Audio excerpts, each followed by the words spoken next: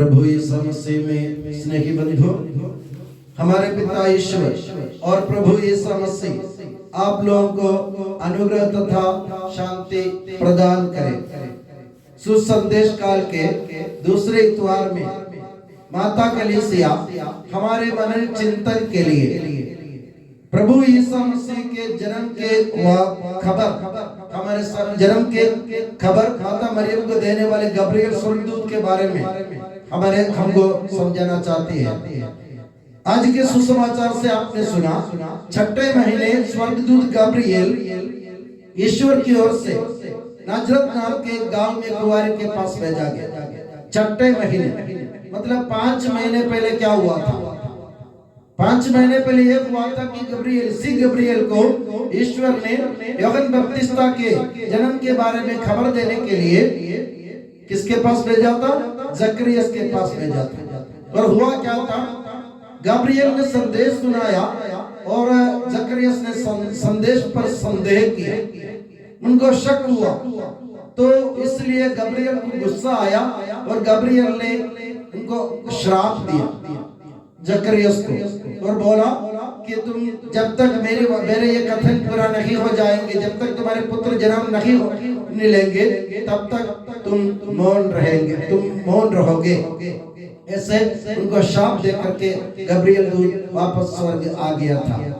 अब 5 महीने बीत जाने के बाद उसी गब्रियल को ईश्वर ने माता मरियम के पास भेजा।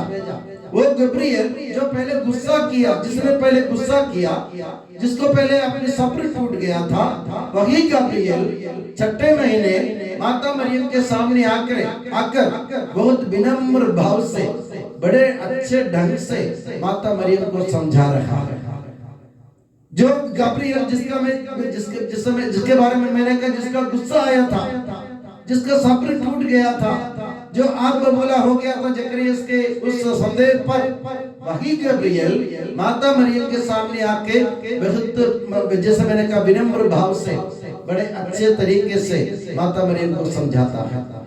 मेरे प्यारे बंधु, हमें भी सीखने की बात यह है, ईश्वर हम लोगों को भी कोई ना कोई संदेश देने के लिए या किसी लोगों को कोई शुभ संदेश देने के लिए हमको इस दुनिया में भेजा ईश्वर। हम सब लोग इसलिए भेजे गए हैं कि हम लोगों को शुभ समाचार सुनाए, हम लोगों को आशीर्वाद दे। मगर आशीर्वाद देते देते हम क्या करते? जब लोग हमारी तरफ ध्यान नहीं देते या जब लोग हमारे किए हुए उपकारों के प्रति कृतज्ञ नहीं होते या आभार व्यक्त नहीं करते या लोग हम लोगों की निंदा करते या हमारी बात पर ध्यान नहीं देते, तो हम लोगों को गुस्सा आता है। हम गब्रियल की तरह बिगड़ जाते और हम कहते हैं कि तुम लोगों ने मेरी तरफ ध्यान नहीं दिया, तुम लोगों ने मेरे किए हुए उपकारों के आभार नहीं किया, इसलिए मैं तुम्हें शाप दूंगा। ऐसा कहना मानवीय बात है, मगर एक क्षण के लिए गब्रियल मानव बन गया था, ईश्वर का दूत था वो। उसके पास उसकी गलती क्या हुई थी? गब्रियल की गलती ये थी, गब्रियल ने जकरियस से कहा, मेरे कथन पर, मेरे शब्दों पर तुमने विश्वास नहीं किया। वाकई में ये शब्द किसके थे? ईश्वर के शब्द थे, गब्रियल के शब्द नहीं थे। गब्रियल कहते तुमने मेरे शब्दों पर विश्वास नहीं किया, मेरी वाणी पर विश्वास नहीं किया। गब्रियल को भेजा गया था किस लिए? ईश्वर की वाणी सुनाने के लिए, अपनी वाणी सुनाने के लिए नहीं। हमको भी कभी गलतफहमी होती है, हम जो सोचते कि हम जो बोलते हमारी वाणी, मेरी वाणी पर ध्यान दो। मेरे प्यारे बंधुओं, आपकी मेरी औकात क्या है? हमारी क्या औकात है कि बोलने के लिए मेरी वाणी है? हम भेजे ही इसलिए हैं कि हम लोग ईश्वर की वाणी सुनाएं। ईश्वर की वाणी क्या है? शुभ संदेश है। शुभ संदेश क्या है? कि हमारे लिए मुक्तिदाता यीशु मसीह का जन्म होने वाला है। प्रभु यीशु मसीह ने इस दुनिया में जन्म लिया है और हम लोगों को अभी दूसरों की तरह रोने की कल्पने की जरूरत नहीं है, क्योंकि प्रभु हमारे मुक्तिदाता के रूप में इस दुनिया में आ गया है। यही हमारे संदेश है और हम लोगों को ये समझाने जा रहे हैं कि हम लोग एक ही ईश्वर की संतान है। ईश्वर हमारे पिता है, हमें प्रेम से एक दूसरे के साथ व्यवहार करना है। यही हमारा संदेश है। ये शुभ संदेश सुनाने के लिए हम लोग बुलाएंगे, हम लोग भेजेंगे, मगर हम लोग ये संदेश सुनाते सुनाते, जैसे मैंने कहा, कभी कभार हमको गुस्सा आता है, इसलिए हम लोग लोगों को श्राप देते हैं, गाली गुत्ता करते हैं, हम अपशब्द बोलते हैं, हमको गुस्सा आते तो हम क्या क्या करते हैं हमको ही पता नहीं। अब गब्रियल से सीखिए। 5 महीने बीत जाने के बाद गब्रियल भी ट्रैक पर आ गया, पटरी पर आ गया। इनको लगा, गब्रियल को लगा कि मैंने गलती की, इसलिए जब माता मरियम के पास आया तो बड़े विनम्र भाव से इनको समझा रहे। देखिए कितने मीठा मीठा बोलता है गब्रियल माता मरियम से, आके बराबर उनको प्रणाम, प्रभु की कृपा पात्र, प्रभु आपके साथ है, बहुत अच्छी बात बोले पहले। उसके बाद उन्होंने माता मरियम घबरा गई, माता मरियम घबरा गई और उनके मन में संदेह उठा। फिर भी गब्रियल ने अपना सब्र नहीं छोड़ा।